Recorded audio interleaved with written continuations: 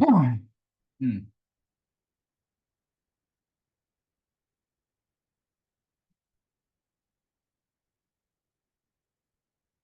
Come on in, everyone. Feel free to go ahead and type your first and last name into the chat box, so I'll have you for roll. But also feel free to speak up, give me any questions you might have, or to even type out a question in the chat.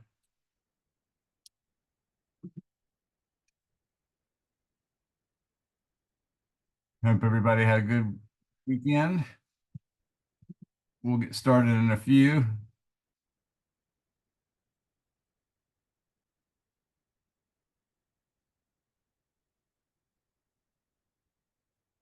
Again, feel free to go ahead and type your first and last name into the chat, so I'll have you guys for roll, so we don't forget that.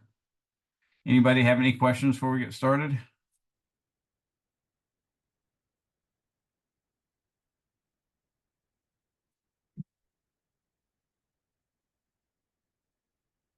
Checking something real quick just to make sure. I did adjust the due dates for chapter 4 homework. I also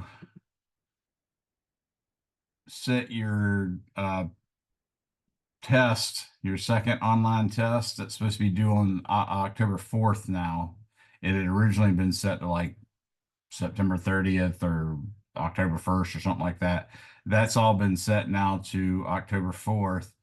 And I've decided to have an online, or excuse me, a face-to-face test, which we can do uh, via this outlet, or you guys can go get a get a proctor at the testing center. Uh, Ideally on the 9th, but basically I'm going to give you until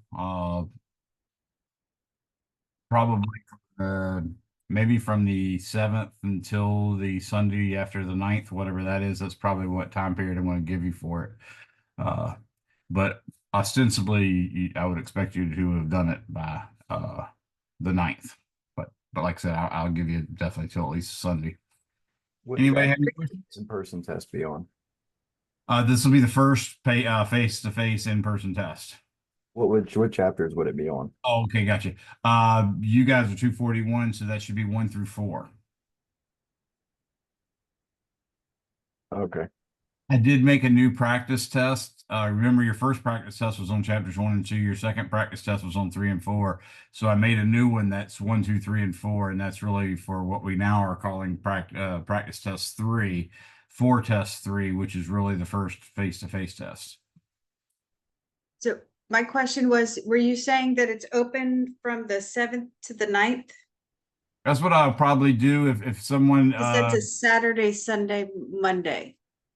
the 7th I had planned on the 7th. Oh, sorry. I was looking at September. My bad. Okay. Never Yeah, I mind. planned on it being like Wednesday. So it was maybe Monday to a Wednesday. All right. Cool. Monday to Sunday, something like that. Yeah. Never mind. I just had a piece of sticker in my mouth. All right.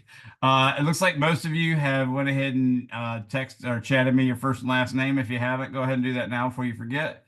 And we're going to knock out the rest of chapter 4. I've given you some pretty robust problems from chapter 4 already. Specifically, I gave you the Atwood machine. I worked it out with numbers. You can, of course, find many versions where I wrote it out in terms of symbols. I think I did yours with numbers. I can't remember, but either way, I know you can find both versions on my YouTube channel. You just do a search for Atwood if you'd like. That's the simplest Atwood machine. That's where you just have one mass hanging on one side of a pulley and another mass hanging on the other side, and the pulley's massless and frictionless. If the pulley actually had mass or friction or both, then the two tensions would be different. So you'd actually have to label one like T left and the other one like T right. But in the case of the frictionless and massless pulley, the two tensions are exactly the same. And we did a free body diagram for each of them. And we got basically the acceleration was big M minus small m over big M plus small m, all of that times G. And then the tension turned out to be, let's say, little m over big M plus little m, all of that times big MG. So that was the tension answer if we did it symbolically. And I already gave you the acceleration. So that's what the Atwood machine is. We can soup that up. Later, we'll be able to add friction to it. Once we learn about torque, we'll be able to add mass to it once we learn about the moment of inertia. And we can also do things already like instead of them both being hanging vertically, we could put them on different inclines with different amounts of friction. We're not quite ready yet to do friction. That comes in chapter 5, but by next chapter we can even do that. So we'll continue in that vein. And I'm going to introduce some more problems. Of course, we did the train problem where you had several boxes in a row, all connected by strings. And from that, we were bit by bit able to compute each of the tensions as well as the total acceleration of the system and make sure that that was all consistent. We already did that. So I just got a couple more problems I want to show you guys. I definitely got to include an inclined plane. And I'm probably going to do at least 2 inclined plane ones. But let's go ahead and get started. Anybody have any questions before I go on? Professor, when I joined in, were you talking about the next test? Yes, we were talking. So there's a online test going on right now, and I moved that date to be due on the 4th, I think. That was per a request from a student in my face-to-face class. They just said, "Hey," because I told him I was going to move it to Wednesday anyways, and he said, "Well, how about just Friday?" So I just moved that and the homework to Friday. Cool. Cool. That gives you a little bit more time. Feel free to get it done early. That's great. And also, I've pushed the homework back to match that. And then the next online test, it would normally be something that I would hold on Wednesday, which is October 9th. But this is a sort of thing where you're need to have a proctor. So you're supposed to book it with one of the testing centers. And what I'm doing is at least giving you until this from the 7th, which is Monday of next week, until the Sunday thereafter. So That's the face-to-face test? yeah, that's a face-to-face test. Okay. And you just And got that's to one- find something that fits in Yeah. your schedule and the testing center schedule for that one. And that's 1, 2, 3, and 4. Yes, that'll be 1 through Okay. 4. Yep. Cool. You'll see it's kind of hard to give you much from chapter 1 that you haven't already seen, so it'll probably be a little heavier towards 3 and 4. But you know, Okay. nature of the Cool. beast. All right. Any other things? Any other questions? All right. Well, I hope everybody had a nice, safe weekend. Storms were bad. Kind of stinks. And anyways, I'm going to go ahead and share my screen. And I'm doing my iPad screen. And I've written 2 problems like I often do, of course, in got ready to say in Tesla, in cursive. So I will read this out to you again, and let's hope we're all making the world a better place by teaching people and helping people learn cursive. And at one point, I thought the word cursive actually corresponded to regular handwriting, and then there was some other word for that, but I don't know. If anybody knows anything like that, or if I'm saying it wrong, let me know, because I'm always interested in learning, even if you're telling me I'm wrong. That's still a positive for me. So here it is. Example 1, the Tesla Model X Plaid has a mass of about 2,200 kilograms and can go from 0 to 60 miles per hour in 1.99 seconds. In terms of G, gravitational acceleration, how big is that acceleration? In other words, I'm asking for 1G, 2G, half a G, tenth of a G, that kind of thing. Part 2 or part B, ignoring air resistance, how much force is required to reach this acceleration? And I've already started the solution just mainly because I wanted to give you guys an exact conversion factor between 60 miles per hour and meters per second, 26.82. So that's the main reason I wrote it. I just didn't want to have to remember it on top of my head. Plus, my memory's not doing that great. I completely got a sign reversed today in class and ran the whole class as if the sign wasn't reversed. So anyways, let's get started. So this is actual real data. I actually looked up the mass of the Tesla X Model X Plaid, by the way, and I do know that it's beaten this now. I think it has reached as low as 1.98 seconds. So that's still pretty impressive. And if you do a Google search of the fastest cars from 0 to 60, you'll find some very, very, very expensive cars that are very, very, very different from Tesla. But Tesla's not a cheap car. I think I saw the price at 89,000 is the base price, 85, 89,000 or something for the Tesla. But we're talking Lamborghinis, Porsches, Lotuses, McLaren, stuff like that. So that's a pretty big deal for an electric vehicle. So let's get started. First off, I want to figure out what the acceleration is, and I've given you guys the equation A is equal to V final minus V0 over T, and that is an actual equation. Of course, we want 60 miles per hour, so I'm going to write 60 miles over hours like this. And then I'm going to use my conversion factor, which says that 26.82 meters per second is equal to 60 mph. And then, of course, the initial velocity is just 0. And then I'm going to divide the whole thing by 1.99 seconds.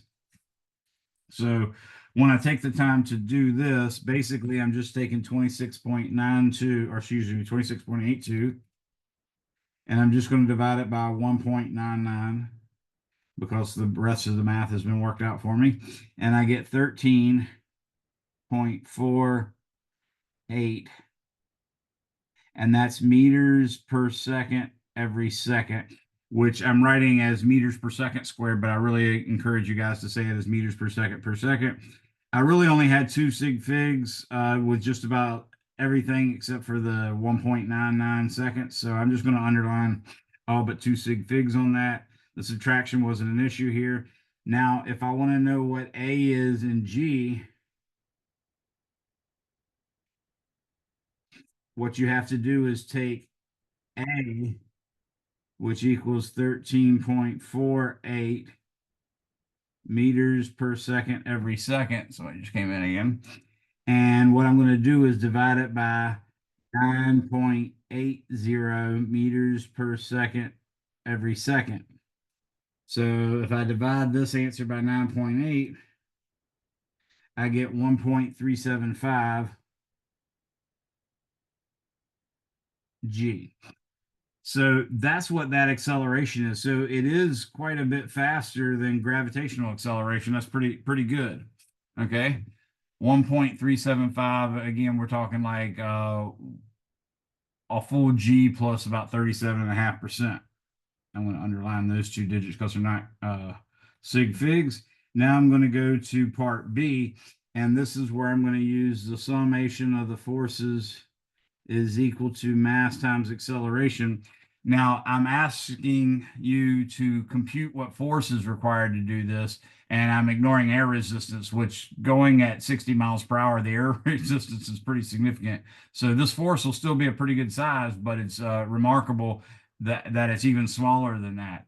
In fact, when I looked up the Tesla Plaid, let me double check this. It has 3 electric motors, 2 in the rear that produce 1,020 horsepower. So each of those is on the order of 510 horsepower. And then it has another 1,050 foot-pounds of torque that it can apply as a result. I thought that was going to read into the answer, so that's why I read it that way. Sorry. But the foot-pounds of torque is 1,050. So that's pretty impressive for just about any vehicle, to be honest with you.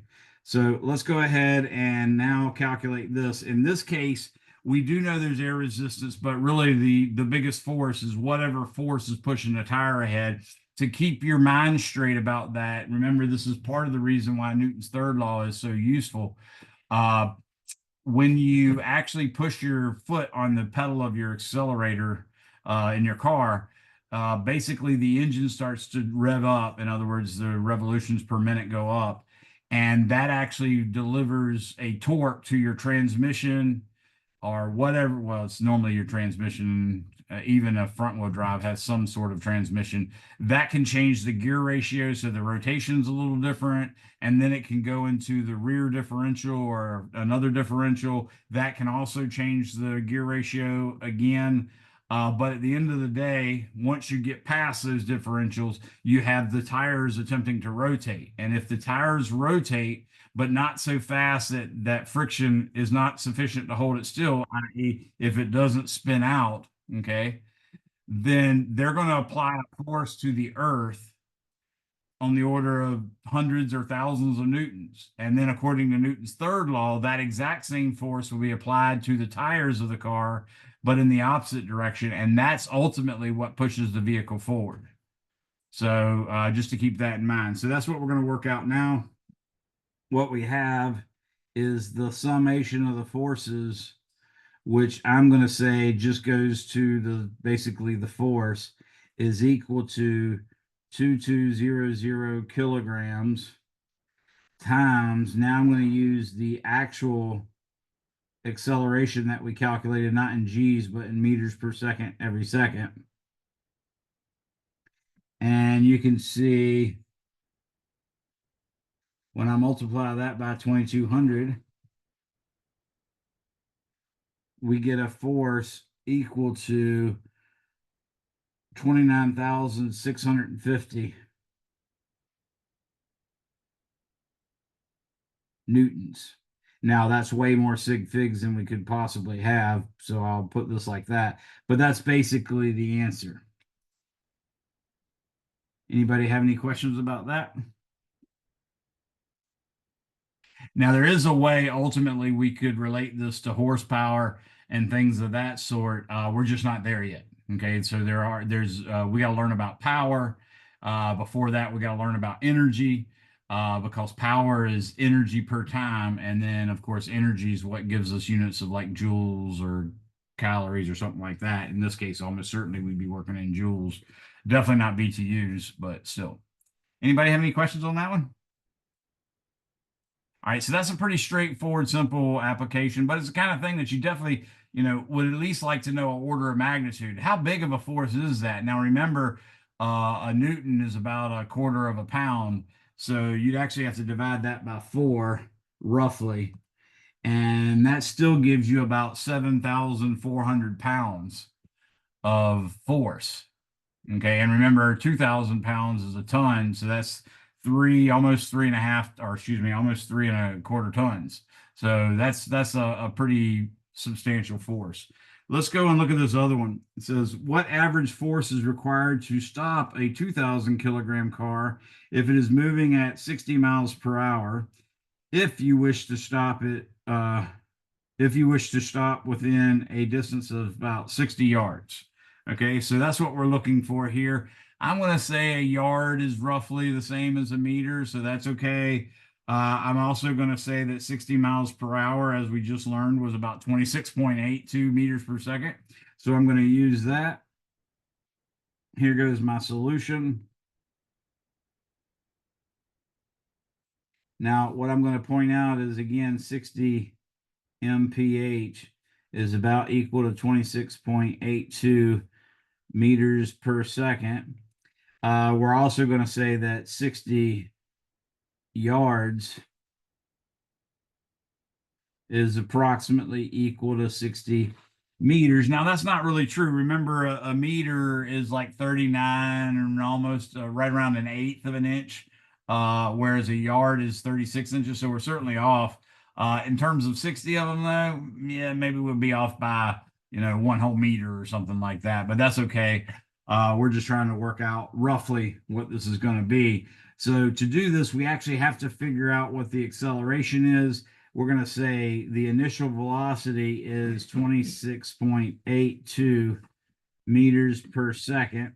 We're going to say the final velocity, V final, is equal to 0. And then we're not going to know time. We're going to say that delta x, which is this displacement, is about 60 meters. So ideally, we're looking for an equation that relates acceleration to V0, VF, and some change in displacement or some displacement. Anybody thinking of a kinematic equation that might be helpful for that situation?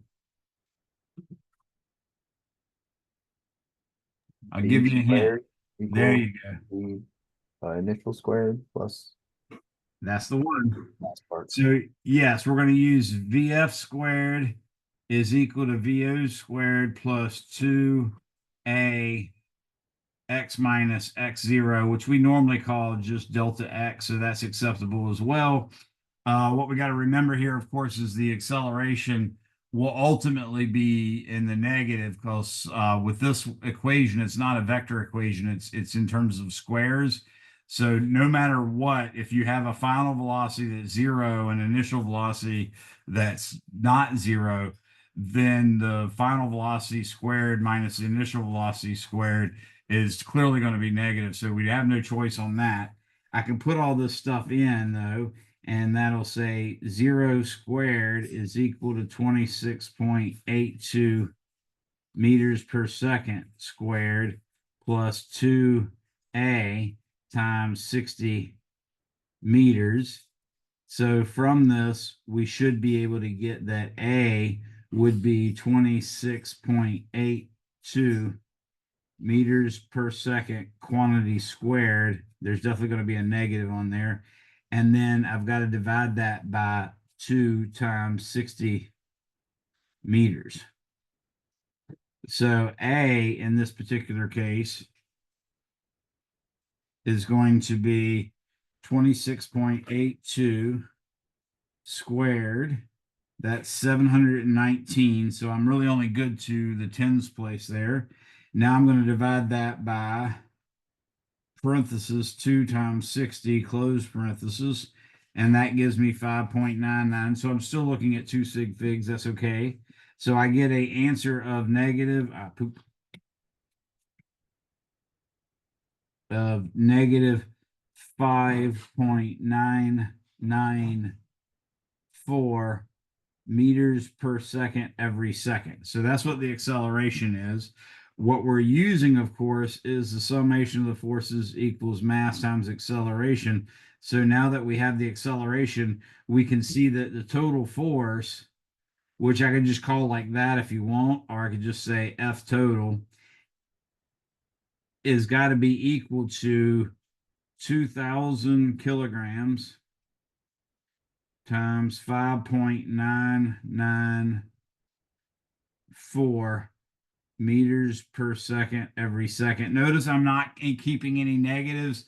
When we get negatives for quantities that are potentially vectors, what we're finding is something about its direction. Okay, so we generally rarely put in actual negative signs when we're using formulas. Sometimes you have to, like if you're dealing with scalar quantities, like in the 242 course, we sometimes have to calculate voltage at one place and voltage at another place. And the voltage created by a negative charge is a negative voltage, and the voltage created by a positive charge is a positive voltage. And the total is the sum. So you'd obviously need to have negatives and positive put in for those numbers, but generally we don't. So in this case, I'm going to multiply this 5.994 times 2,000. That's a little bit lighter than the Tesla, but of course, Tesla's an electric car, and it turns out the batteries are really, really heavy, and you have to have a buttload of them. So when I did multiply that, I got F total is equal to about 11,989 newtons. Now we only had 2 sig figs again, so I really should call that about 11,000. But you can see 60 to 0 in 60 yards is requiring quite a bit less force than was required to go 0 to 60 in 1.99 seconds. In fact, if we knew the acceleration were a constant, it might be nice to figure out exactly what that acceleration is in the Tesla case, specifically what that acceleration would require in terms of distance. So if you assumed it was a constant, you could go ahead and say VF squared is equal to VO squared plus 2A delta X, and then just use that to determine delta X. I'm curious to see if it actually would have come out to be something different. So let's look back at that and try. Does anybody have a question on this one while we're doing this? Or before we do this other thing? Okay. So if we actually did go back to the other problem where we found the force was this, okay, we were doing 0 to 60 in 1.99 seconds. And if we pretended that the acceleration was really a constant, which I guarantee you it's not, it might be a constant for maybe a half second interval or a quarter second interval or something like that, but that's about it. So what I'm going to do is say, how far did it take?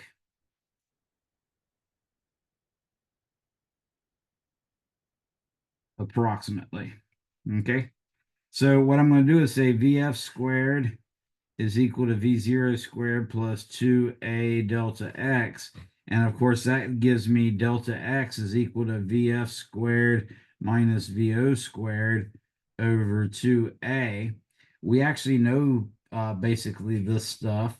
So again, this is only true if we're using average acceleration or if we know the acceleration is a constant. So the final velocity in this case was 26.82 meters per second. If anybody knows how I can make my whatever this good notes thing is called, if anybody knows how I can turn this off where it'll stop turning into an eraser when I sit still, that would be awesome. I've yet to find anybody that could help me with it, and I really get aggravated. The A in this case was 13.48. And that, of course, is meters per second every second. So now I'm going to say 26.82 squared divided by parenthesis 2 times 13.48, close parenthesis. And this gives me, whoa, Nelly, 26.68. Wow, that's impressive. 26.68 meters. That's kind of a big deal. That's yeah, that's more like 30 yards. So imagine being able to do that in 30 yards. That's pretty good.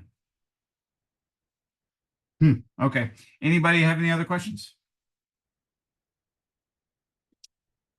All right, so I did a couple of sort of rudimentary equations making you or rudimentary problems making use of Newton's third law. There are times where you have to think a little bit about the Newton's first law, for instance. So one of the things that Newton's first law gives you is an object in motion tends to stay in that state of motion unless acted upon by a net external force. Remember, that state of motion, that state of motion means that you're actually talking about a constant velocity. So now that we've learned vector quantities like velocity, we can just say, hey, I don't have to say that state of motion. I can say it's moving at a constant speed at a fixed direction. And that's the same thing as a constant velocity. So an object will maintain a constant velocity if acted upon by no external force. That's one way of looking at it.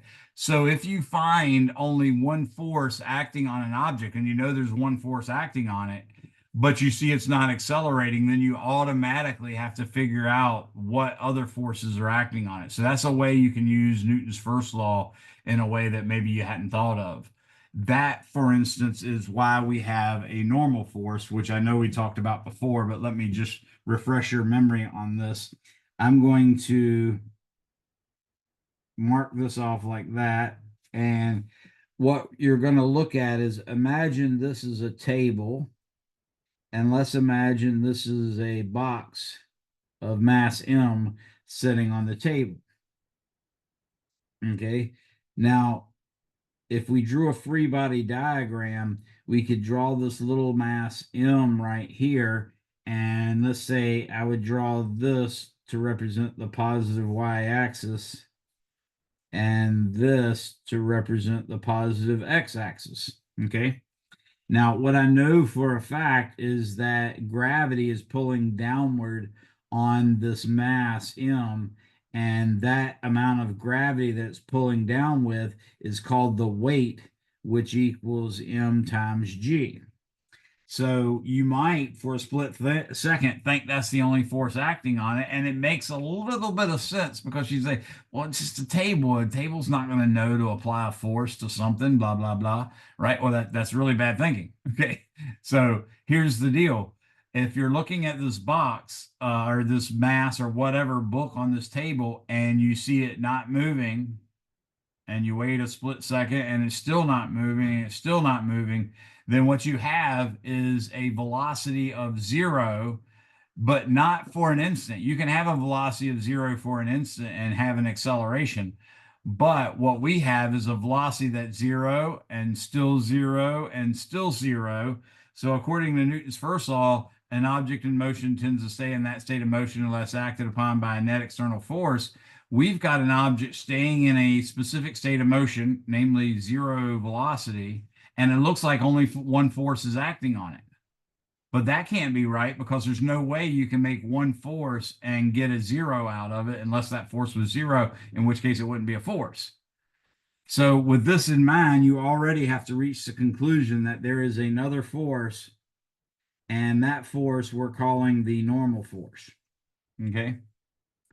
So that's how you can apply Newton's first law of motion to make some sense out of problems. So for instance, if you think there's not another force, all you got to do is show that the acceleration is 0. If the acceleration is 0, then the net force has to be 0. And if you got one force acting on it, it's got to be at least one more to cancel it out.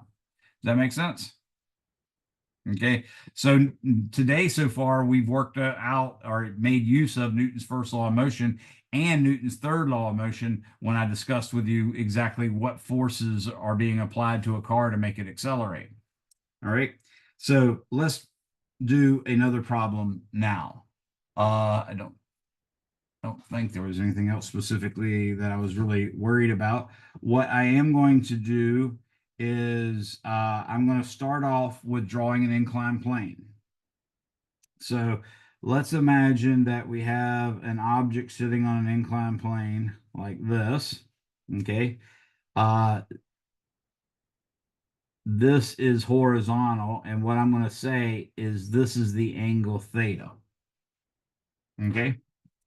So with that angle theta, I'm going to draw a object of mass m sitting on the incline. Now we haven't learned anything about friction yet, so we were pretending there's no friction. You know that if you, for instance, took an ice skating rink and got it nice and frozen so that the ice was actually solid, and then you tilted the ice skating rink to like 30 degrees and you laid a box on it, clearly the box would slide down. But it's not completely obvious why it should slide down, because notice what we have here is a force acting on it, and that force is just the weight of the object, m times g. So you say, well, wait a second, m times g acts straight downward, and this thing's moving down and to the left. How could you possibly make something move down and to the left by just pushing downward? So that's a little bit of a thought, something you need to think about. And in fact, there's extreme cases where you can't make it happen at all. So what I'm going to do is make it a little more sensible by drawing just a free body diagram. And I'm going to go ahead and choose what exactly is the direction of the positive directions for the x coordinate, the positive direction for the y coordinate, that sort of thing.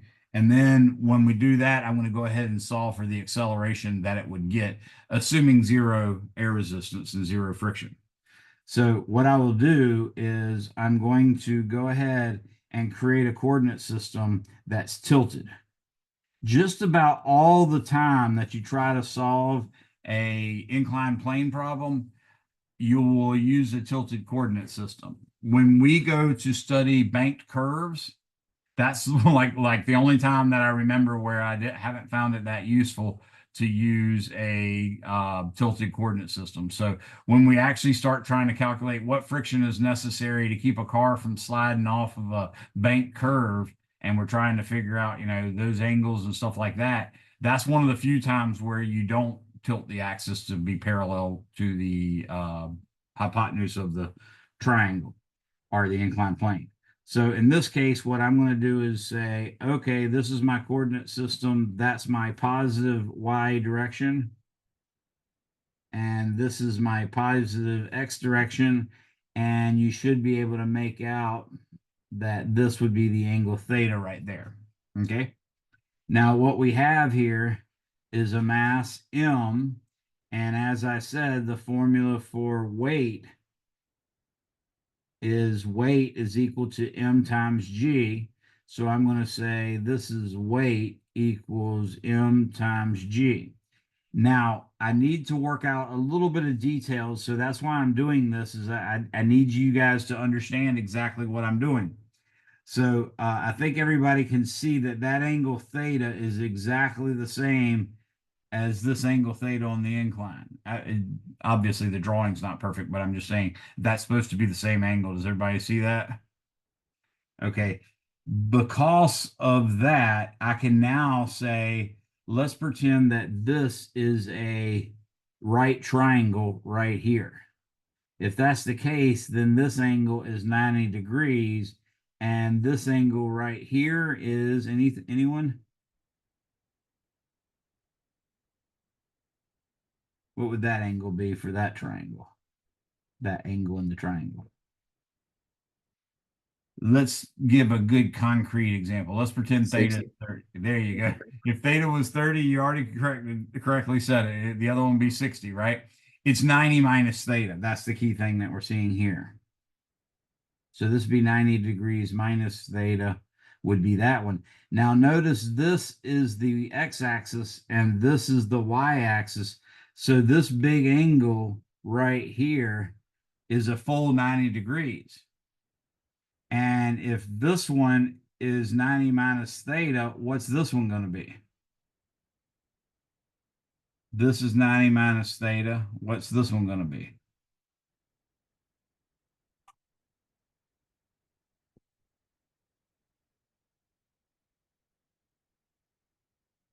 So you could actually do 90 minus parenthesis 90 minus theta, and you would get, let's say we're going to call this phi. You would get phi equals 90 minus 90 plus theta, which equals just theta. Okay, so that's the key point, and that's the thing that you have to remember when you do these inclined planes. You're going to have to break down the weight into components that are perpendicular and parallel to the hypotenuse. And if you choose this angle over here, that angle is going to be theta, the same angle as the incline. Okay. So now I can take my y axis, which is tilted, and draw a component vector that is the y component of the weight in this new coordinate system. So everybody see that that's like the y component, and I drew it red because it's pointing in the negative direction. Now I did choose down the incline to be the positive direction, so this one is parallel to the hypotenuse, and it of course is positive. So everybody should be able to see that. Does that make sense to everyone about my coordinate or my decomposition of my weight vector? So what I can say is clearly this side is going to be mg cosine theta, and this side is going to be mg sine theta. So now I can set up the summation of the forces is equal to mass times acceleration. But when we do that, that's a vector equation, and you can interpret that as the summation of the forces in the x direction equals mass times acceleration in the x direction, and the summation forces in the y direction is equal to mass times acceleration in the y direction, like that. That's what I've used here, is these x's and y's, even though they're not the traditional x and y. In fact, a lot of books would call this x prime and y prime. Whatever you want to do is fine with me. I don't care too much. What I'm now going to do is take and figure out what all forces are there.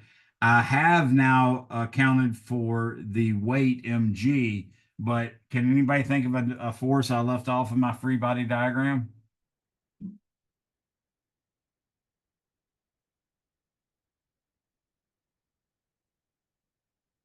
A normal force? Exactly. Remember what I advise you guys to do when you're making your free body diagram is just think, what are all the things touching the body? So in this case, the body is the mass M, and the only thing really touching it is the incline. So we have to have a force on the surface touching the thing, and that's what we normally recognize as a normal force. And then once we've accounted for everything that's touching the body, then we have to think of the weird actions at a distance. And those actions at a distance are like gravity, an electric force, a magnetic force, a strong nuclear force, a weak nuclear force. None of those are anything you're studying except for gravity. So mg and the normal force is all we got here. So what I'm going to do is I'm going to write Fn up here, and that's in the positive direction. So when I take the summation of forces in the y direction equals mass times acceleration in y direction, I'm not expecting this this block to slide down and like be bouncing up and down like that. It's going to ride fairly smoothly down the incline, and therefore the y coordinate's not going to change very much at all, if at all, with this new coordinate system. So the acceleration is going to be truly 0 in the y direction. And what that gives me is that Fn minus mg cosine theta is actually equal to 0. And lo and behold, we finally get a normal force that's not just mg. We get a normal force that's mg cosine theta. Okay, so that's kind of handy. What we'll learn in the next chapter is friction forces are generally proportional to the normal force. So that's where we'll need to be doing that. We'll be saying the static friction force is mu times the normal force, but it's actually not. We'll say it's up to mu times the normal force. And then the kinetic one is just mu kinetic times the normal force. But that's why we do this right now, and that's part of the reason that we're introducing the normal force. Now, in the x direction, there's no gravity pulling anything downward diagonally, but there is a x component of the weight, and that points parallel to the x-axis. But that's it. We're already accounting for the surface to touch the mass, so we already have the normal force in there. So the only force we have for the F sub x equals ma is just mg. Oops, I should probably write this in blue. It's just mg sine theta is equal to ma. Okay.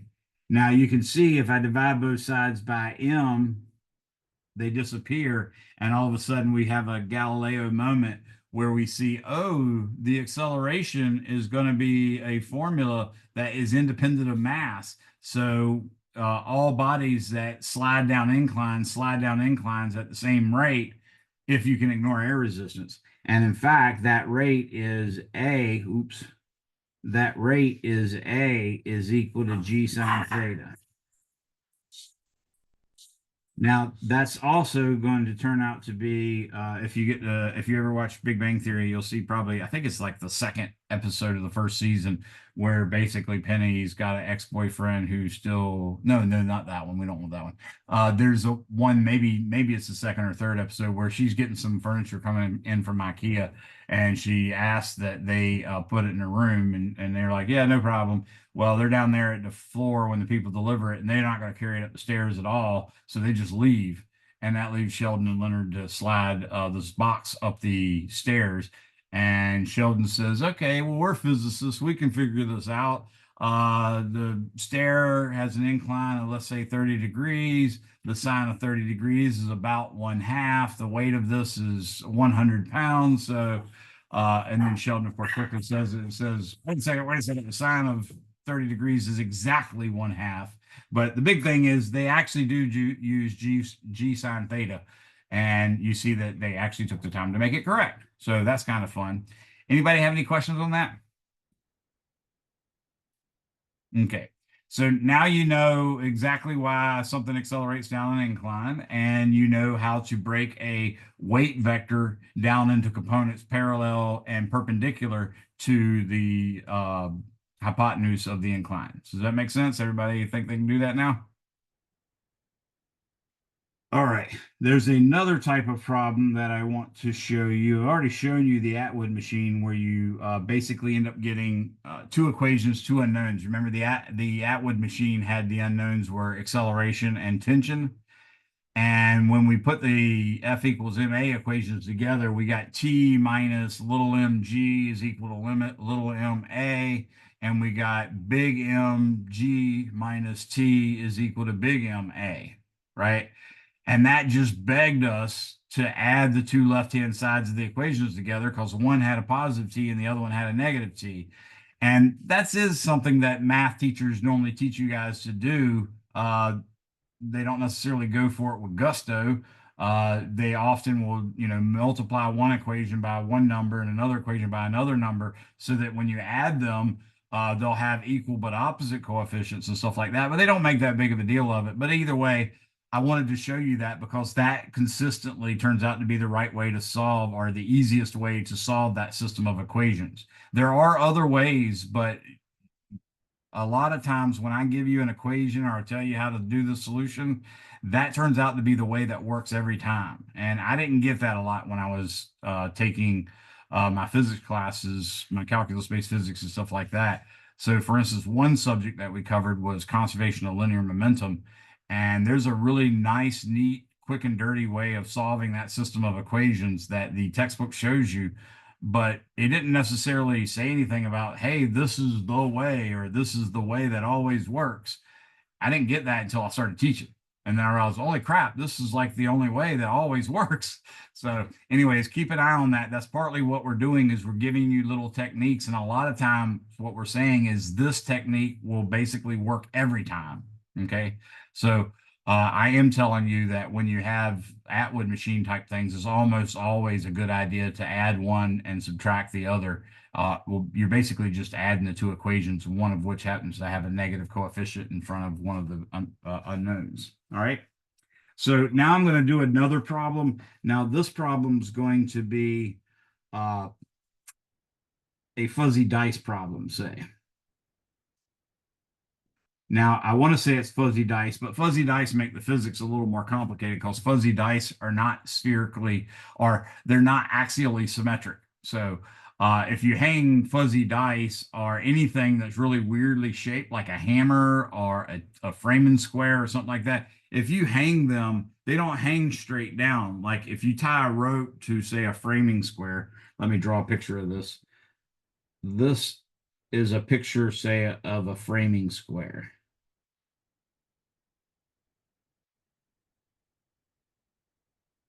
Okay, and it usually has a hole there and a hole there.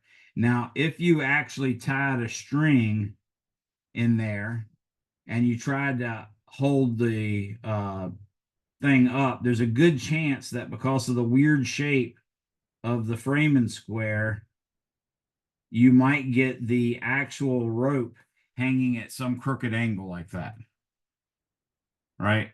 So if you don't have something that's axially symmetric, when you hang something from it, then the angle could be quite a bit different from straight up and down. Now, if I took something that was axially symmetric, you might notice this shape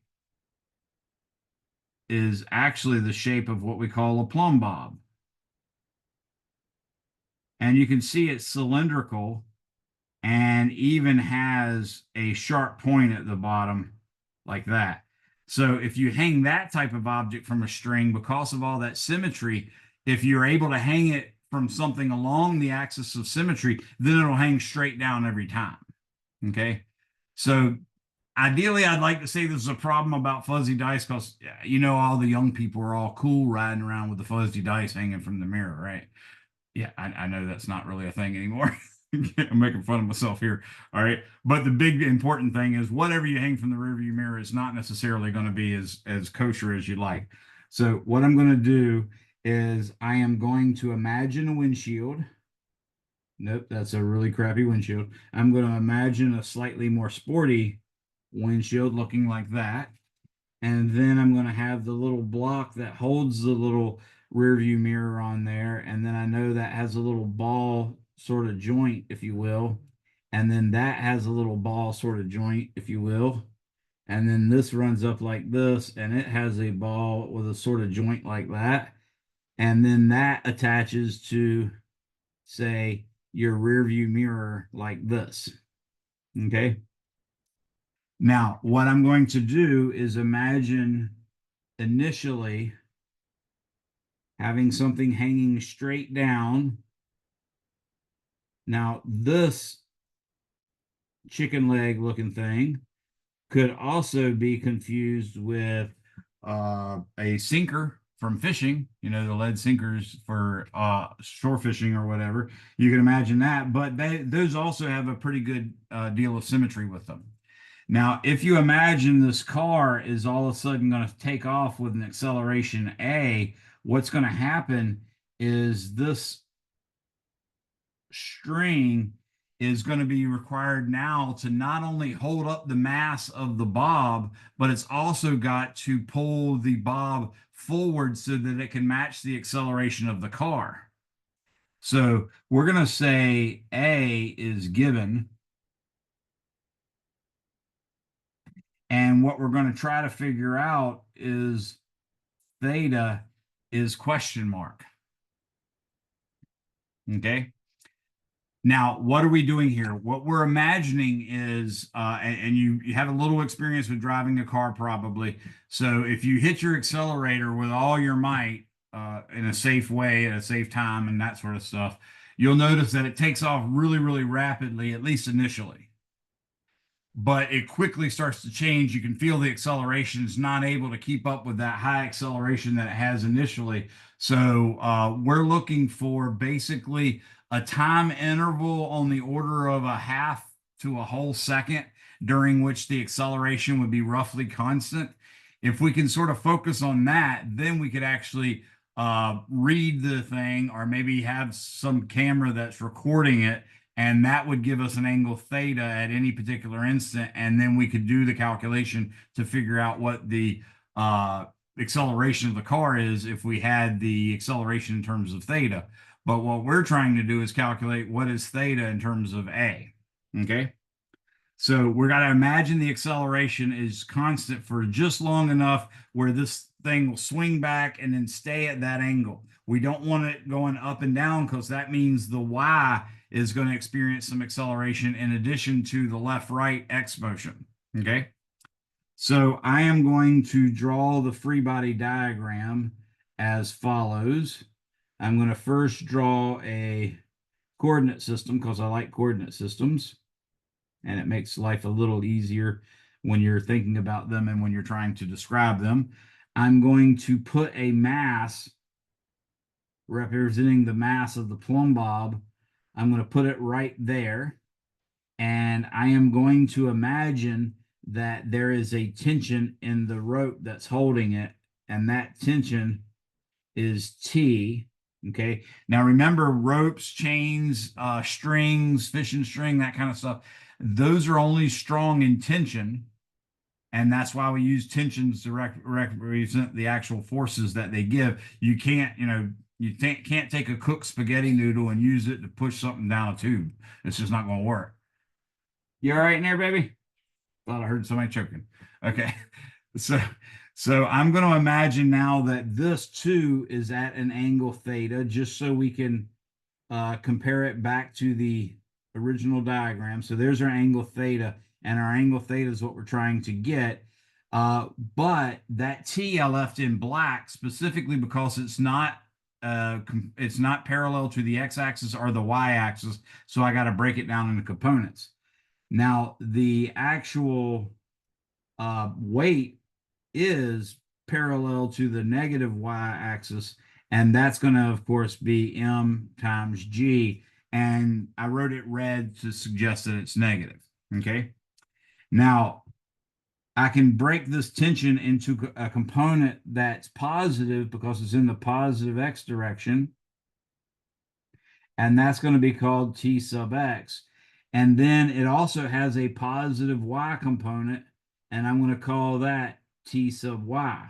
I'm also going to recognize that the sine of theta is equal to opposite over hypotenuse, so that would be Tx over T, and cosine theta is adjacent over hypotenuse, and adjacent means touching, so that one's going to be Ty over T. Okay. Now I can say the summation of the forces in the y direction is equal to mass times acceleration in the y direction. But this is where I told you we're trying to feather the accelerator so that we're moving at a fixed acceleration. So whatever that force is we feel pushing us into the seat, we want to imagine that staying constant. And then that way, in getting to that, the string will swing backwards, but as soon as it reaches that, we're going to feather the pedal to sort of maintain that constant acceleration. And while it's doing that constant acceleration, it will not move up and down anymore. And in fact, the only thing it's really doing is moving forward at exactly the same acceleration as the car. So it's not moving with respect to the car. So it looks like it's not moving at all. The reason I'm saying all that is mainly so I can say a sub y is equal to 0. Okay, so you see why I had to do all that explanation about stuff that's not that relevant, but it sort of is because the physics has to be right?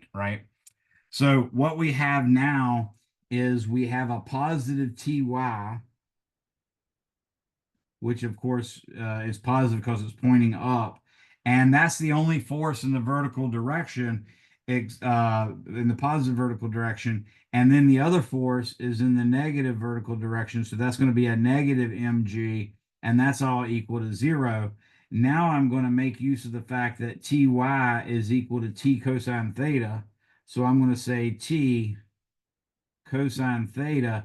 And instead of saying minus mg equals 0, I'm going to go ahead and put the mg on the other side because I know what I want to do, and that's helpful for it. So I'm going to call this equation 1. Everybody understand how I did what I just did? Okay. Can you Yeah, say go ahead. again why you used T up and to the right as opposed to down and to the left like it looks like in the drawing?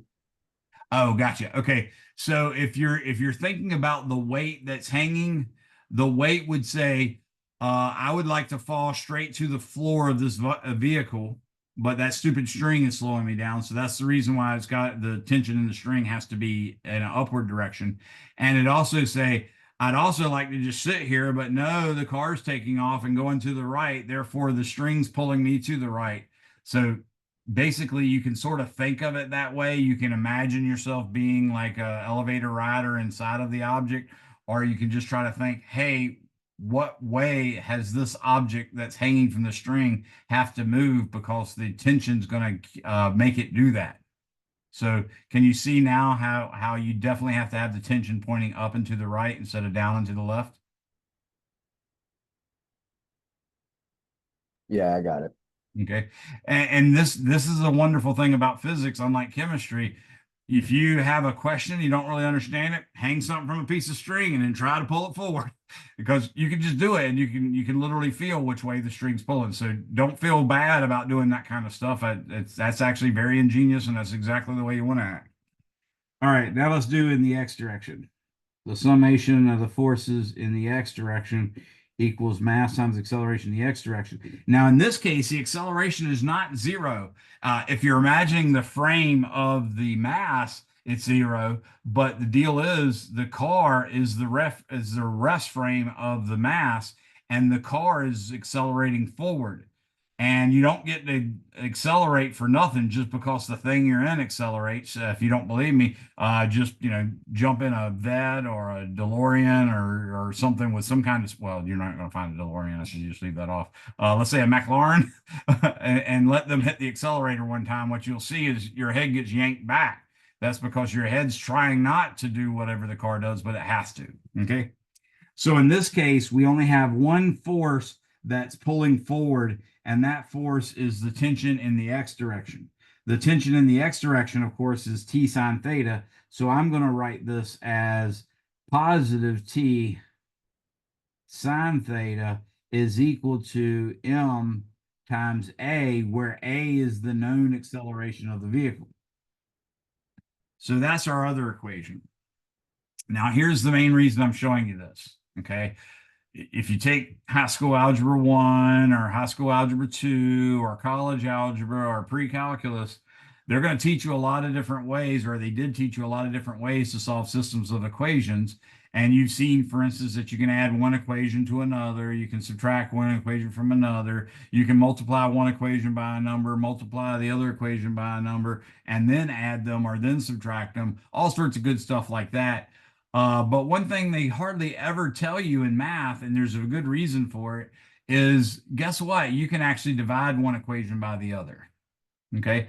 Now, the reason is division is a problematic thing, because if you divide by 0, that's not allowed. You literally get a no solution. So there's a danger in that. And if you're working in an algebraic regime where symbols mean something that you don't necessarily know, if you go dividing by X, you might be dividing by 0 and not knowing it. And that's how you get those weird mind bender problems that you sometimes run into, where you work it out and then you end up getting like 5 equals 12 or 6 equals -3 or something stupid like that. Almost always I can trace those little trick problems like that back to some case where you multiplied through by 0 or you divided both sides by 0 or something. So what I'm going to tell you is you can, okay? But you do have to be careful. If you're going to divide an equation by another equation, you have to make sure you're thinking about under what circumstances would this denominator in this division problem be 0. And I need to explicitly say, I'm not talking about those cases, okay? Now, I happen to have a very specific desire, so I'm going to do equation 2 divided by equation 1. So 2 divided by 1 is going to mean t sine theta divided by t cosine theta is equal to ma divided by mg. And we can immediately see something really wonderful. The m's cancel out and the t's cancel out. And not only that, I think everybody knows what sine theta over cosine theta is. Yes. For tangent theta. There you go. So we're going to say tangent theta is equal to A over G. Now we're going on the premise that we know A and we're wanting to find theta. So if I do that, then I'm going to say theta is equal to the inverse tangent of A over G. And that's the actual expression. But to be honest with you, either one would do, because you're just using it to find theta. Okay. Now, this is actually something that might also be helpful. It would be ideal, for instance, if your fuzzy dice were not so heavy that they would break loose, and therefore it might be helpful to know what force the string that you're tying it from has to be able to hold. So let's go ahead and solve for the tension. The good thing about systems of equations, once you have one of the variables, you can just plug it in any of the equation and allow you to solve for another one of the variables. So I'm going to take the variable that I like, the t sine theta equals ma. I'm going to take that equation and plug plug theta into it. But I'm going to do it in a neat way. And this is a trick that I wish I'd learned a long time earlier. It will help you, for instance, with Calc 2. Trigonometric substitution. But let's imagine for a second a triangle that meets the criteria of tangent theta equals A over G. So if I drew a right triangle like this, then and I wanted tangent theta, which is opposite over adjacent, equal to A over G, then I have A here and a G here, and the hypotenuse would have to be A squared plus G squared. Right? So that's kind of nice. I'm going to plug theta equals tangent inverse of A over G into, I'm going to plug that into what I called equation 2. Okay? So what I have is T sine. Now in place of theta, I'm going to put tangent inverse of A over G equals MA. Now that looks really horrible to do, but remember what I'm really trying to find is the sine of the angle theta.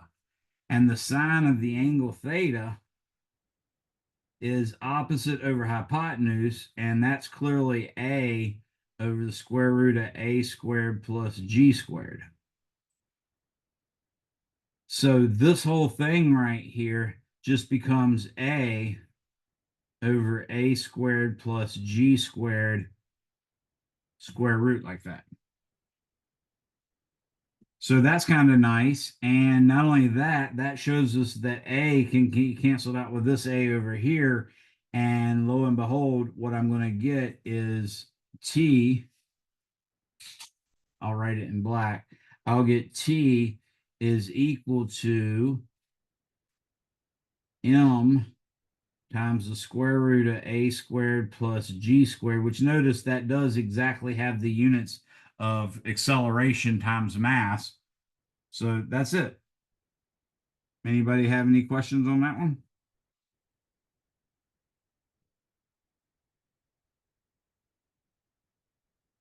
So you learned another little technique. It's a technique that comes in handy. Sometimes you just have to divide one side of an equation by the same side of the other. Sometimes you have to do a crossover. So sometimes you might choose to divide the left-hand side of equation 1 by the right-hand side of equation 3. That's perfectly fine as well. But that means if you took the left-hand side of equation 3, then the right-hand side has to be on the other side. So don't, forget what parts go with what, but that's basically it. Anybody have any questions? So you can actually just have a vertical string to make an accelerometer. Go ahead. I didn't wait long enough.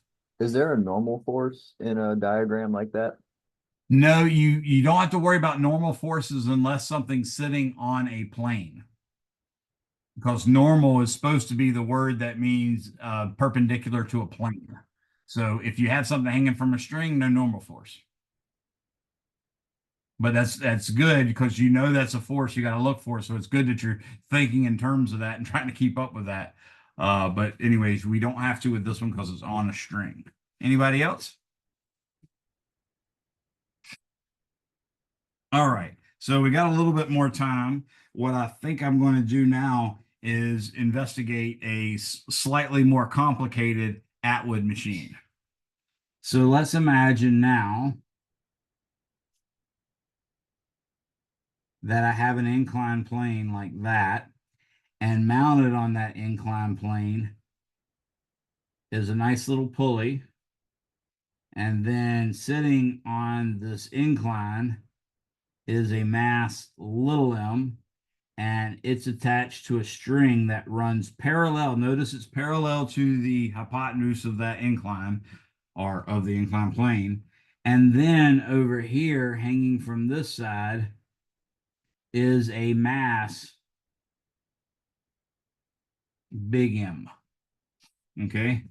I am going to specify again that this is a massless, frictionless pulley. Whoa, Nelly. Oh, I know what I did. Hold on. That wasn't it. That wasn't it. I don't know where I am. Let's see what happened. That's not it. That's not it. That's not it. Okay, I must have closed it. Let's see over here. Today's the 30th, so I'm doing this one. Yeah, there you go. Sorry about that. I must have actually closed the thing by accident. All right. So just like we did the Atwood machine earlier, we're going to treat the two sides completely separately. And I'm going to go on the assumption that the angle theta, the mass M, and the mass big M are all known. So the question is find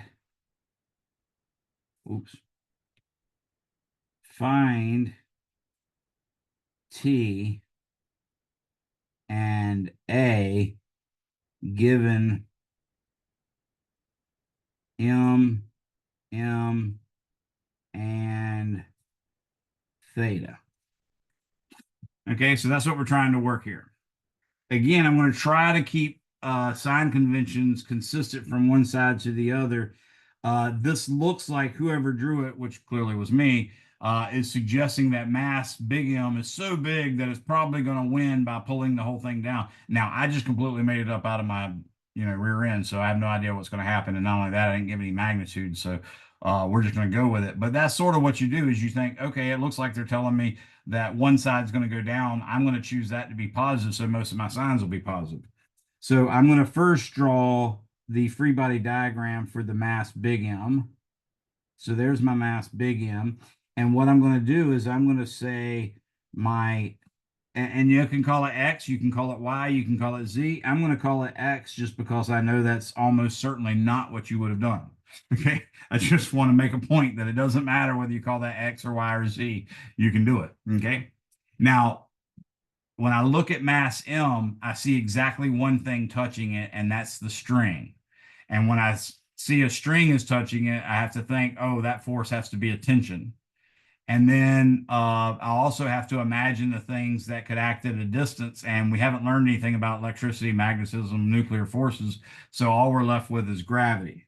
So now, since I called down the positive direction, I'm going to say this force right here, which is big mg, points in the positive direction. And this force here, T, points in the negative direction. And then I'm going to say the summation of the forces in the x direction equals mass times acceleration in the x direction.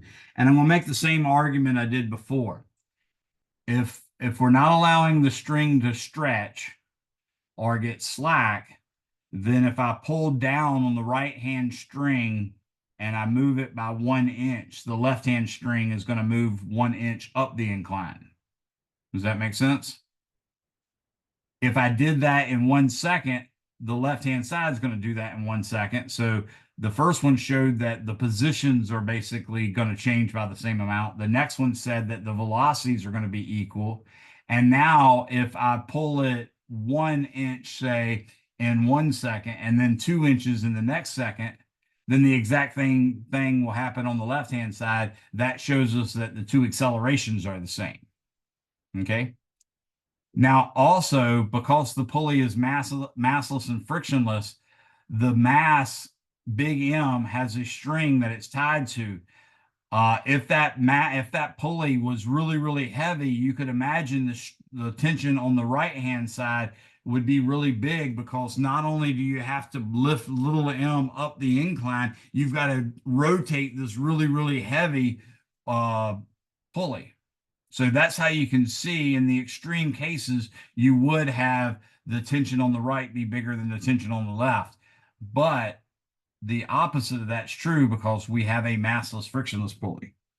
So now I'm just going to say, writing this down, it would be mg. And remember, the sigma means sum, but we're adding things that are positive and negative in terms of their directions. So I'm going to say mg, and instead of writing plus negative t, I'm just going to write minus t is equal to big M A. And there's no subscript on A, because that step I just explained to you about moving an inch in a second, so on and so forth.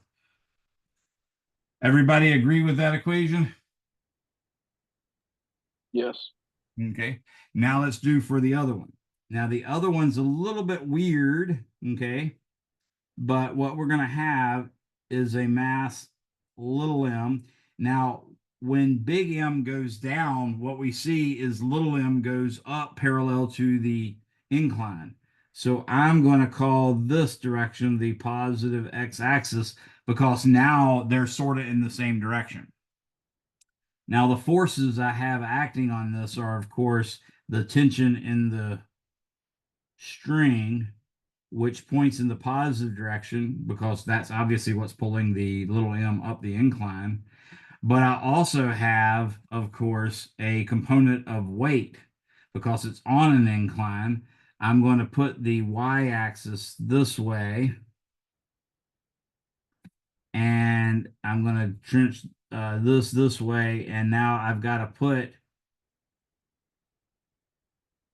this force, which is mg, straight down. Now, we already decided that this is theta, so this should also be theta. That was a big thing we had to work out. What we're going to find is this is in the negative y direction, and this is in the negative x direction, and this is mg sine theta, and this is mg cosine theta. And then, of course, we also have the normal force Fn. Okay. Now, we're not picturing this mass bouncing up and down the incline. So the y motion, which is perpendicular to the incline, is going to be nothing. So we're going to have a zero acceleration for there. We don't even have to write it, but I'm going to write it over here just so you'll know the summation forces in the y direction equals mass times acceleration in the y direction, and that acceleration is zero. In this case, I'm going to get Fn minus mg cosine theta is equal to, is equal to 0. And therefore, we again find that Fn is equal to mg cosine theta. As I said, when we get into chapter 5, which we'll start next time, we'll have a use for the normal force, and that'll seem more reasonable. Right now, we just don't need it. Okay. But I do need the summation of the forces in the x direction equals mass times acceleration in the x direction. So in this case, it's going to be t in the positive direction minus mg sine theta in the negative direction is equal to ma, and that's going to be equation 2. But notice how equation 1 and equation 2 have a positive t and a negative t. So anybody want to guess what the most efficient way to solve the system of equations is? It's like cancel the t's out. Yeah, if you just add the left-hand side of 1 to the left-hand side of 2, then the t's will cancel out, and then you add the left-hand side of the right-hand side of 1 to the right-hand side of 2, and that'll be the new right-hand side. So yes, exactly right. So I'm going to say add 1 and 2. And what I'm going to get, I'll go ahead and explicitly show you. I'm going to get t minus mg sine theta plus big mg minus t is equal to ma plus big ma, right? Now you can see that this minus t is going to cancel out with this plus t. You can also see that you have a common factor of g here, and you have a common factor of a here. So we can do a lot of things to make our lives a little easier. In fact, what I'm going to do is I'm going to say m minus little m sine theta times g is equal to m plus big M times a. And this immediately allows me to solve for a. A is equal to m minus little m sine theta over, and just to keep them consistent, I'll say m plus little m this time. And then all that has to be multiplied by g. Now, physics is something that builds on its past. Remember what I told you, the Atwood machine had A was m minus m over m plus m times g, and t was, one way you could do it is t times little m over m plus little m times big mg. So if we imagine theta changing a certain way, we should be able to get back to the original Atwood machine problem. Can anybody tell me what angle theta should have if I wanted to turn this into the original Atwood machine?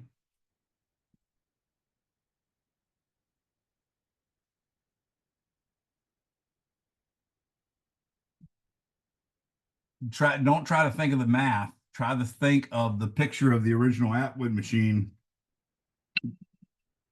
which was this, right? So what angle is the incline on the left-hand side at in this little diagram down here?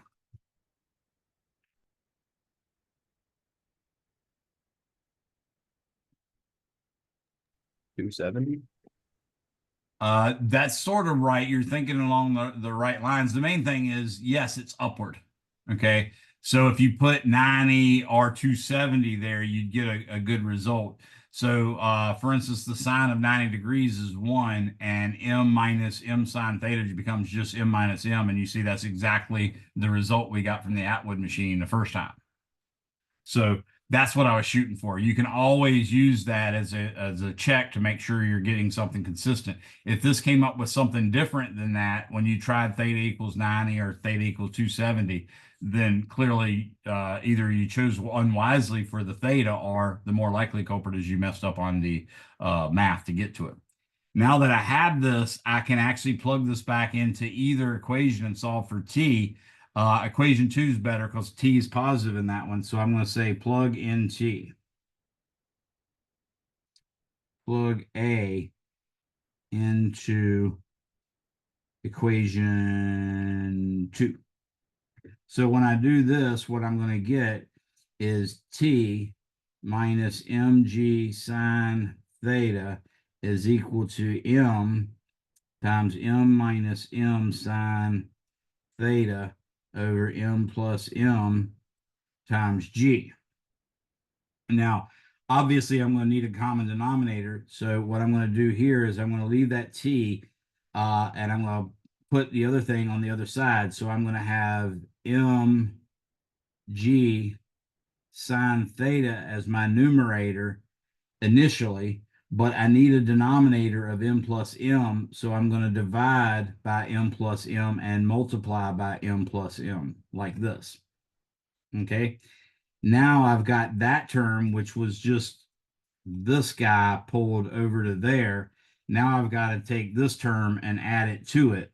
So what I'm going to do is say this side is equal. The m, when I distribute that, you're going to get m minus m squared sine theta over m plus m, and all this is going to be times g, which I can pull that g out of there too. And of course, the sign between them was plus, so I just added that back in. So now I'm going to say t is equal to m, and this would be m g sine theta plus m squared g sine theta plus m g minus m squared g sine theta, all that divided by m plus m. So you can see not a lot of stuff just cancels out, but at least we have a formula at this point. The negative m squared g sine theta does cancel out. This m squared g sine theta and this positive m squared g sine theta, those two cancel out, and we can get something a little simpler, but not a whole lot simpler. Okay, so this one's a little bit more hard to do, but you can ultimately get it like that. But this one, instead of having a 2 at the top like we had here, excuse me, like we had here, this one's going to have a potential of 2 because you're going to have 2 terms added together. And if one of the terms happens to make sine become 1, then you'll get 2 instead of just 1. So y'all can carry out the rest of that calculation if you want. We are done. You guys are free to go. Make sure you chat me your first and last name if you haven't already. And check your due dates for the online test that is due this week. And then next week, like I said, somewhere between Monday of next week and Sunday of next week, you're going to have to find a testing center here on one of our campuses. They'll do it for free. You just have to find a time that works for you. All of our campuses have at least one night that is open for nighttime in the week. So every one of them do that, and it's a different one for each campus. So if you're going to Chesapeake, they're not going to have the same schedule as they do at Virginia Beach, and they're not going to have the same schedule at Norfolk or Portsmouth. So just make sure you check all that. You guys are free to go. I'm going to wait for the last person in case anybody has any questions. Thank you. Thank you.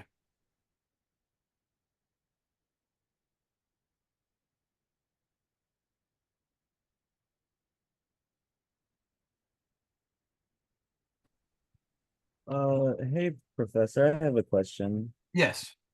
So I was doing one of the practice quizzes, and the question was, an object of mass m sits on a flat table. The Earth pulls on this object with force mg. What is the reaction force? And the answer that I put was, the table is pushing on the object with force mg upwards, Mm-hmm. and it was That's not wrong. right. Yeah. So that's exactly the answer that 99% of my students say. So don't feel bad. It's completely reasonable. Remember, Yeah. an action reaction pair have to act on opposite things. So the example I tell my students to remember is if I kick a soccer ball, then my foot puts a force on the soccer ball. So that would be F sub FB for foot on soccer ball.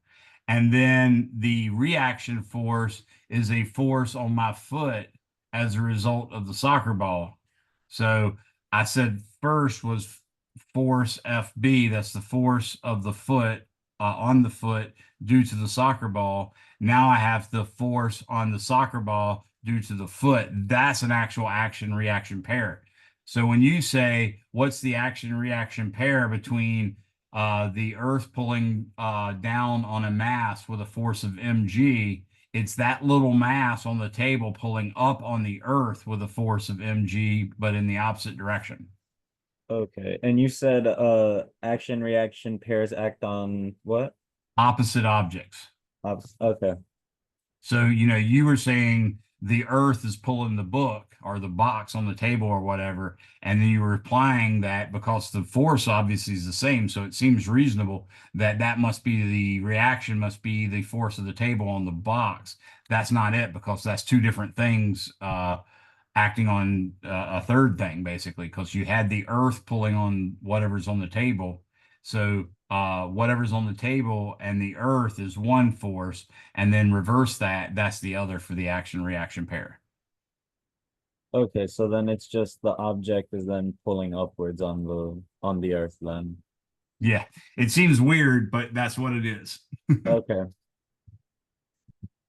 So the answer, it would need like the same like objects named in the question then. Is that what you're saying? Exactly. Yeah, that's a good way of thinking about it. Yeah, and I normally say Newton's third law is FAB equals negative FBA. And that's telling you the same thing. It's the force on B due to A is equal to the negative of the force on A due to B. So you're just reversing the two words that they gave you to get the reaction pair. Yeah, okay. And then there was one more question if you have the time. Oh, yeah, absolutely. This one had to do with forces, and it was saying object A is acted on by only object B. The mass of object A is 20 kilograms and its acceleration is 4 meters per second west. Mm-hmm. And object B is acted on by two forces, the force of object A on object B and another unknown force. Right. If mass of object B is 40 kilograms and the acceleration of B is 3 meters per second west, Mm-hmm. what is the unknown force? And my answer was 40 newtons west. Okay, well, since if the forces are equal, remember that means M1A1's got to be M2A2. So when you did 3 kilograms, or excuse me, 4 kilograms times 3 meters per second, that should tell you the answer's got to come up to 12. That's a lot of words though, so I'm confident that I didn't completely understand everything that was going on. But that's part of what you got to understand. Actually, can you share? Do you have it on your computer right now? No, I have it written down on paper. Crap. I what would be is this part of the homework from online? No, this was the chapter 4 practice quizzes. Okay, let me see if I can find that equivalent one real quick because I really need the wording specifically, which you probably wrote exactly, but I think I need to be able to read it to do it. That's a lot of stuff, and I'm old, so my brain don't work that well anymore. So I'm going to go ahead and see what I can pull up and see if I can find it. And you said this was the practice for chapters 3 and 4? Just chapter 4. Oh, oh, good. You lucked out on that one. Cool. So I'm going to go to my quizzes and then I'm going to go to my banks and see if I can find this question. Manage question banks. Oh, great. I'm in the one class that doesn't have any question banks because, never mind. Let's see. I'm going to attempt to find it in another class. Okay. We're at 241. So I do that. Flipping over here. Quizzes. Manage banks. Chapter 4. Now, was this a low number of points? Was it a concept question or was it should be a calculation question, I think. Yeah, it was. I don't remember the number of points. That's okay. It was just a matter of I was trying to discern whether it was a concept question or not. So could you read the first few words of that question again? I think Object I found it. A is acted on and by only object B. Okay, gotcha. Object A is acted on only by object B. The mass of object A is 20 kilograms and its acceleration is 4 meters per second every second. Does that sound right? Yeah, that one. Okay. Object B is acted on by two forces, the force of object A on object B and another unknown force. If the if if mass of object B is 40 kilograms and the acceleration of object B is 3 meters per second every second, what is the unknown force? So I'm going to think of this a little bit. My document's still up too. Yeah, so I'm going to open this up. I'm going to skip a page and go here. So what I'm reading right now suggests that it's object A is acted only on by object B. So here's object, well, let's mark with a marker instead of a laser pointer. So this is object A, and it only has one force acting on it, and it's by object B. So what I'm going to imagine is this is a force on object A as a result of B, and I'm going to say this is object B right here. The mass of object A is 20 kilograms, and its acceleration is 4 meters per second every second to the west. So what I'm going to do is I'm going to say the acceleration of A is equal to 4.00 meters per second every second west. I'm suggesting this is west, this is east, this is north, and this is south. Now it says object B is acted on by two forces. So obviously one of the forces you have has to be F on B due to A, which is negative F on A due to B, according to Newton's third law. So I have that on there. And then it has one other unknown force, which we might say is this.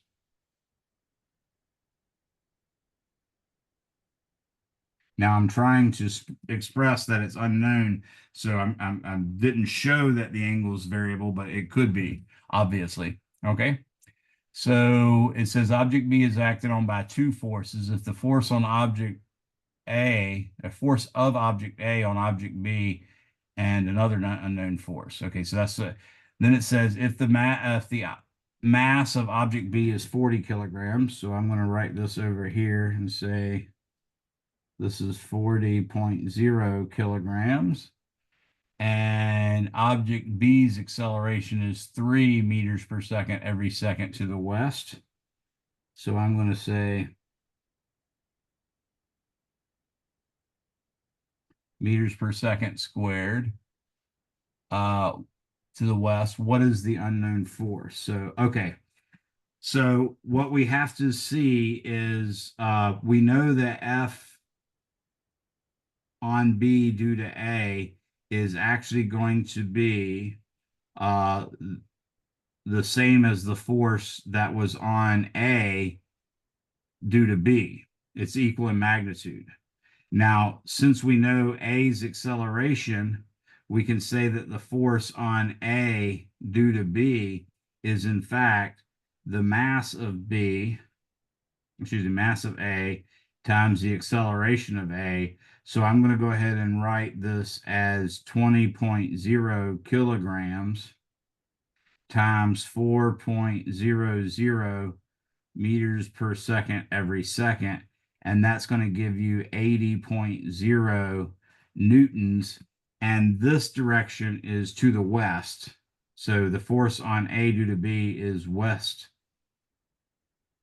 But the force on B due to A is 80.0 newtons to the east.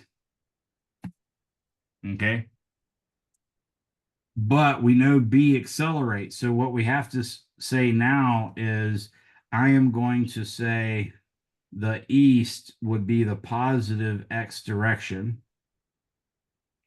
And the west, of course, is going to be the negative X direction. And what I have right now is a force of 80 newtons pointing east on object B, which is what that is. And I have an unknown force that's all resulting in this thing accelerating A, B, accelerating in the negative 3.00 meters per second every second direction. Okay. So clearly the other force has to be this direction. That's the F unknown, which I'll just, okay, this is not a good choice, but I'm choosing FU for this, for this symbol for the unknown force. All right, let's write Newton's second law. So Newton's second law for object B is equal to mass times B. Okay. So what we know now is we've got this force, which is 80.0 newtons. That's pointing in the positive direction, minus Fu, which is minus because it's pointing in the left direction. That has got to be equal to 40.0 kilograms times the acceleration, which is also in the negative direction. So that's going to be negative 3.00 meters per second every second. So what we've got is 80.0 newtons minus Fu is equal to negative 12.0 newtons, like that. So Fu, if you pull it to the other side, it'll become positive, and then this will be 80.0 newtons. And if I pull the 12 to the other side, that's going to become positive as well. So it's 80 plus 12.0 newtons. So the answer should be 92.0 newtons to the west.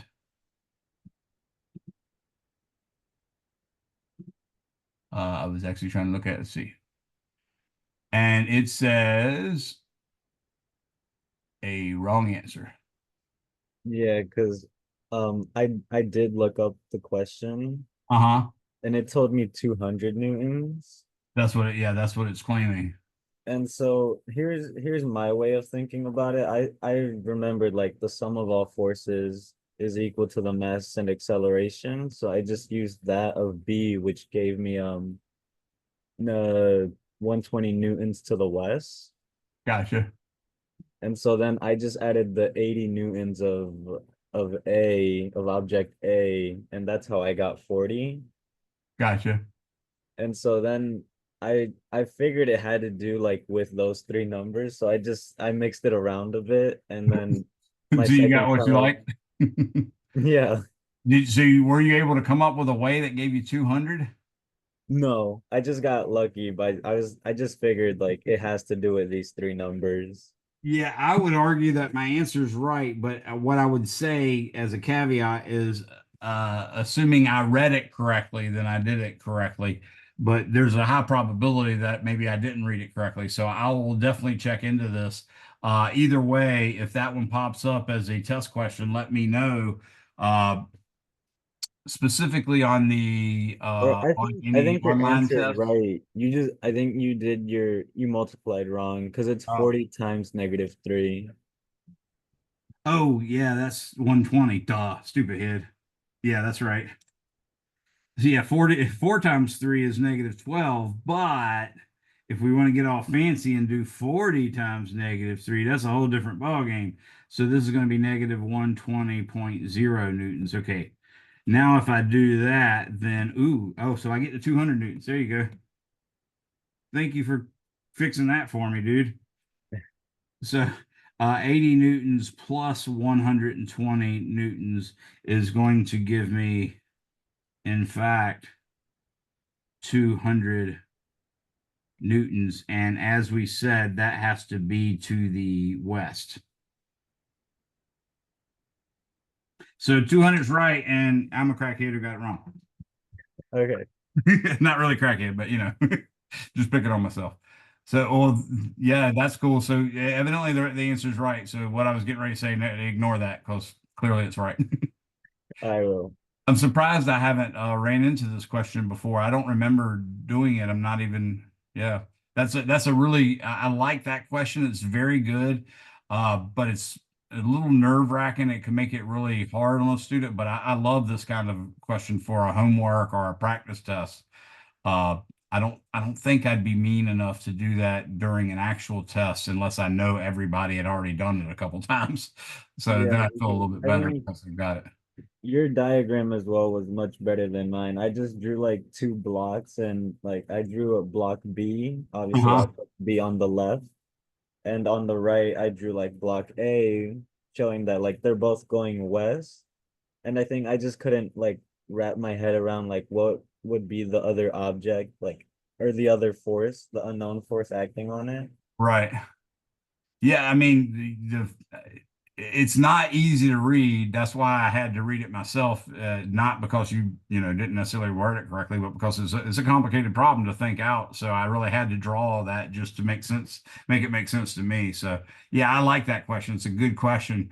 Again, if I had assigned that like as a homework, so I knew everybody had a chance to do it, and then I'd even maybe even had mentioned to them when they asked me questions how to do it, and I felt a little confident. Then I might ask it as a test question. But generally, that's kind of tough in the stress of a test situation. So I probably wouldn't ask that. Okay. Okay. Mm-hmm. Anything else, Giovanni? No, just that. Thank you. Okay, you're welcome. Good job, bud. All right, you have a good night. Give me a holler if you need anything. I will. Take care. Okay. So the other thing I wanted to do was go ahead and finish uh solving that equation for tension. I wanted to go ahead and solve that and get it in a nice pretty form. So I'm going to go ahead and lasso that and move it to the next page. And then I'm going to share that next page with you again and finish it out on here. So let's do this. Let's say paste. Okay. I don't know where that came from, but that looks okay. All right. Now let's do share screen again.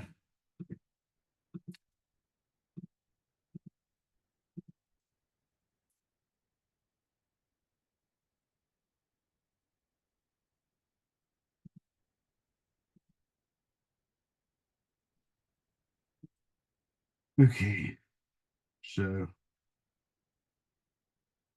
now you should see this equation. I'm going to get rid of that m up there because that's something that was copied by mistake. We've already seen these cancel out, so I'm going to carry it a little bit further and go ahead and write tension is equal to mg sine theta plus mg, all of that divided by m plus m.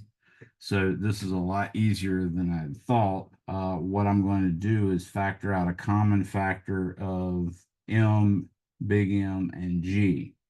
So what I'm going to do is I'm going to do the little m times, let's do sine theta plus 1. All that's going to be over big M plus little m. And I still have a factor of big M G, but I'm doing this specifically so it would come out in the form like I had for the regular Atwood machine. So this looks like it gives me the right thing. So when I multiply big MG times little m, I get big M little mg sine theta and big M little m g added together. So yeah, this works. So finally, my tension for this equation is m times sine theta plus 1 over m plus little m, all that times mg. And remember, the Atwood machine had T Atwood is equal to 2m over m plus m times big MG, like that. I think that's, I know that's the right answer. Hopefully that's what I wrote on the other page. Yeah, that's what is what I wrote on the other page. So you can see that if I allow sine theta, if I allow theta to be 90 degrees, then I'd get sine of 90 is equal to 1. So I get 1 plus 1, which gives me exactly the 2. That right there becomes the 2. So you see that it does ultimately reduce to the same thing we got for the Atwood machine in the special case of theta equals 90. So that's it. I'm going to go ahead and say bye to everyone. Remember, you can always download the actual notes from my Google Docs page. If you're in my class, you already have access to that. If you're not in my class, you just need to send me an email and I'll help you with that. It will help you to write in the subject line of the email that you send me, PHY 241 or something like that. That way I'll pay attention to it. But either way, you now have access to that.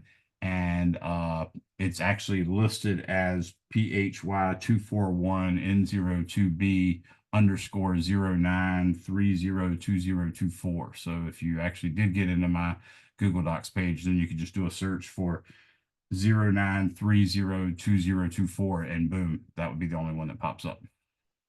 So have a good one, everybody. I think I've got everybody's first and last names in my chat. So that's it. Bye-bye.